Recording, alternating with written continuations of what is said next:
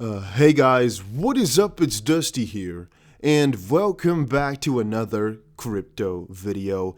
And today, has been a crazy day. And I want to start it off by asking who is still holding XRP? Put that down below if you are still holding XRP, yes or no. We're going to be getting into that a little bit later down this episode, but starting it off, we're talking about Elon Musk. As Elon Musk just posted, if major Dogecoin holders sell most of their coins, it'll get my full support.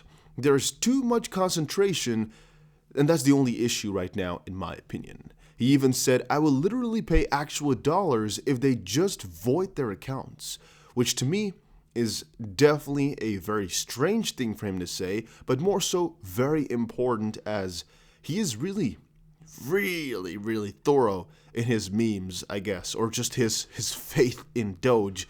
But that brings me to a more important point.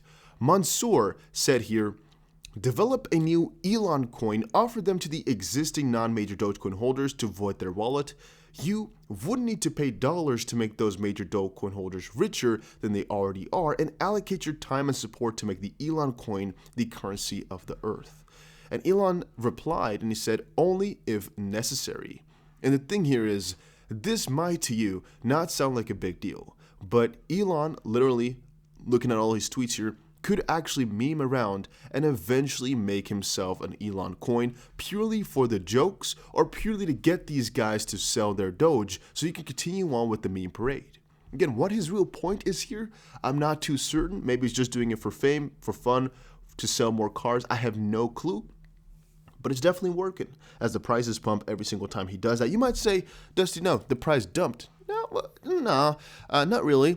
Dogecoin plunges 20% after Elon Musk tweet this, which was basically because the price instantly surged and then kind of fell back down. However, if you check Doge right now, there's a good chance that the price is actually up quite a little while again, or quite a little ways again, as, well, people really got interested after a little while again. Just prices fall because people are like, well, Elon tweets something negative, as this isn't something really positive to a certain perspective, so let's dump it, even though he said something about Doge, so the bots did buy it before. But then in the end, it's actually not necessarily a bad thing, and this tweet was definitely positive. This one was also positive, so in the end of things, Elon is definitely a pump and dump type of man. But talking about pump and dumps, I also just saw this one. XRP is quietly up back to 60 cents, which was interesting to me because it's really something which happened in the back end of things. I mean, if you take a look at the XRP subreddit here, you notice a lot of people were tweeting, or sorry guys, redditing or whatever, about how the price did a little bit of a crazy thing. I'm not sure how you see the top post, how I did that just now. There was just a couple of the ones here that were talking about how this was basically the biggest pump and dump in XRP and how everybody got kind of screwed. Right, so I'm not sure exactly where it's at. Let's do this year, for example. I think we'll be able to find it that way. Okay, I guess we aren't even able to find it that way. It was just somewhere where all the holders of XRP, let's type it in like that, XRP. Yeah, here. The entire r/XRP subreddit just fell for the most hyped and largest pump and dump scam in history. And we kind of did, right, depending on how you want to take a look at it. But what was also kind of the other side to it is that, well, we did dump, but we're actually almost as high as the initial pump amount went to. So was it really a pump and dump? I'm going to say yes, but was it really a negative thing? I'm going to say no, because it did give XRP the attention that it deserves, and we're actually back at the top again because we've already tripled basically in a very short amount of time even. And I've been seeing a lot of these transactions of 10 million XRP, 50 million XRP, for example. And there's one more thing you need to know. You cannot really pinpoint exactly what this means, as it could be a sale. For example, if you get a deal going, somebody has to pay you $5 million. They could just send it from their exchange to your wallet, which means there's nothing that really happened. It could also be, however, that somebody wants to, buy XRP. They did, and then take it to a hard wallet. I'm saying Hardstone. That's not it. Cold wallet, let's just call it like that. Hardware wallet, that's what I wanted to say. But I was asking at the start, who is still holding XRP? As I'm really interested in who is literally just holding their XRP for the longer term. I know a lot of people are trying to quickly buy some to sell at about like $1.10 and whatnot, but is your plan to just buy it right now to sell for the next couple of days? In a couple of days, once it hits 70 cents, 75, or is your plan to just hold it for the next couple of years, or till we hit like $10 or even $100? What's your plan? And are you still holding, or are you going to buy back once we dip even lower? One of my previous videos was kind of a warning to people who are trying to buy the dip. It's just a really risky thing because you might end up in tears for not having anything at all.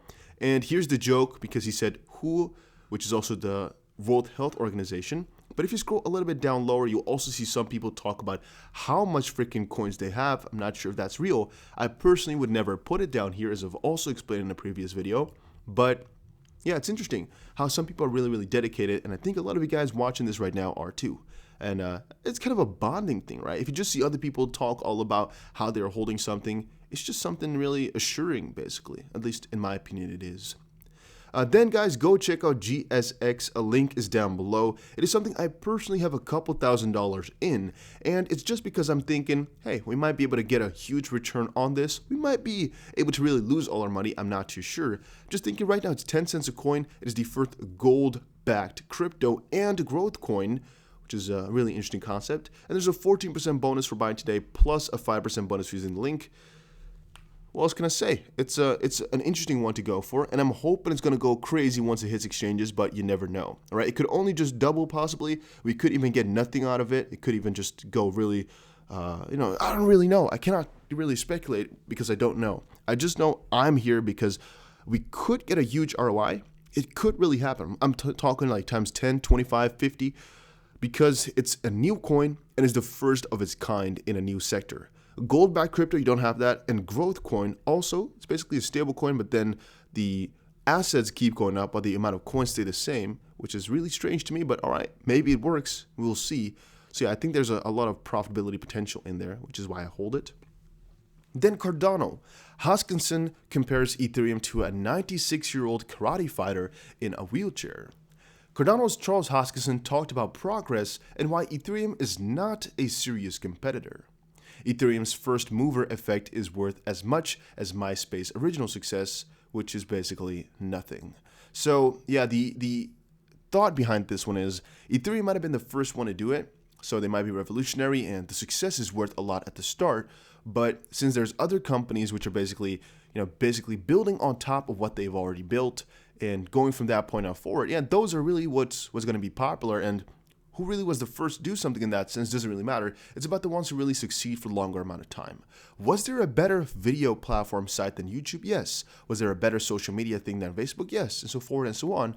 But these are the ones that are going to be going into history as the most popular and the best, basically, at least for right now. All right, in a couple of years, maybe some others will beat them to it. We'll see. But these are the ones who will definitely go down into history because they really laid the groundwork out or whatever. Then Morgan Stanley is considering a $150 billion Bitcoin investment.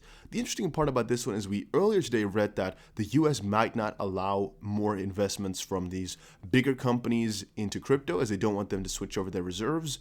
But apparently Morgan Stanley, one of the largest investment companies in the world, is considering purchasing Bitcoin as an investment asset. Counterpoint Global, a division of Morgan Stanley Investment Management, which manages about $150 billion in investments, is considering acquiring Bitcoin as an investment asset, according to a report by Bloomberg. Interesting, huh? That's really, really crazy. Vechain price prediction, I don't want to really talk about that, but it hints at a 250% bull rally if the critical level cracks. Again, I really, really sincerely disagree with that, severely disagree, but I do think the future outlook for VET is really, really positive. Again, make sure you go ahead and follow me over on Twitter. As I've already stated before, I do post my opinion, but also just some news and some kind of everything. But I also posted a little bit earlier that I think that Vechain is a freaking gem. All right, I really believe that Vechain is very undervalued for where it should be at. Here you can see it. It's an undervalued gem in my opinion. I've been holding this one for a very long time, and I'm not planning to let go of it anytime soon. Then Tesla shareholders down 5% on Tesla since Bitcoin acquisition, Peter Schiff claims. All I can say about this one is this Peter Schiff guy, he just wants to get his attention, so let's just really all collectively decide to ignore him as he is against crypto. So what do we have to do with him? Nothing. He's a crypto hater. He likes gold. Let him be. Let him and hoard his gold in peace in his own freaking basement. I don't know what he's doing. He's pretty rich, most likely, but still, I don't know why people put so much value to his claims. He's apparently not really forward going, so why mention him at all? And then this one here was interesting to me. NVIDIA GeForce RTX 360 prices hiked as high as 700 euros before February 25th launch as gamers blame crypto miners for retail gouging tactics. Think about it, right? The freaking crypto miners are really profitable right now, so they are hoarding the freaking things. They are hoarding the cars, they're hoarding laptops, they're hoarding everything because right now I can get them a good ROI. And think about the freaking MSRP, the normal retail price. It's 329 euros or dollars. Right now it's freaking $850. That is ridiculously stupid in my opinion, but that's the way it goes. That's the way it freaking goes. It's freaking $850 for something which is normally $330. It's really stupid, right? But yeah, that's what you see, and that's what most likely will go on for a little while. If you want to buy a gaming computer, either do it right now, get yourself a card, so you're a little bit early still for the bigger battle that's going to be coming, or do it in a couple of months, as it will most likely only keep going on until crypto basically collapses, right? Which is definitely the turning point for everything. And then breaking, crypto market downturn forces nearly $2 billion in liquidations. You'll definitely see this happen every so often when there's huge moves in crypto price. We saw a huge move late last night, which again took out about $2 billion in liquidations then. So also, I guess, a couple $1 billion in real market cap. I'm not really sure exactly how much it was. But cryptocurrency traders lost about $1.9 billion due to liquidations today. Bitcoin saw a new all-time high but was rejected soon after, and the cryptocurrency market cap saw a $1 billion decline after its respective all-time highs, which is kind of stupid. A $1 billion decline is ridiculously little because we are at $1.5 trillion in total, but I think he is meaning maybe $10 billion in total. I'm not quite sure, nor do I really care. All I just know is that there's $2 billion in liquidations, just like that, and that happens when there's flash crashes or flash pumps, basically. But yeah, you can't really do too much about that. It's just the scary game of going long or short on crypto. But yeah, that was it for today. Hopefully you all enjoyed it, and I'll see you guys again in another one. I think there's one more coming though.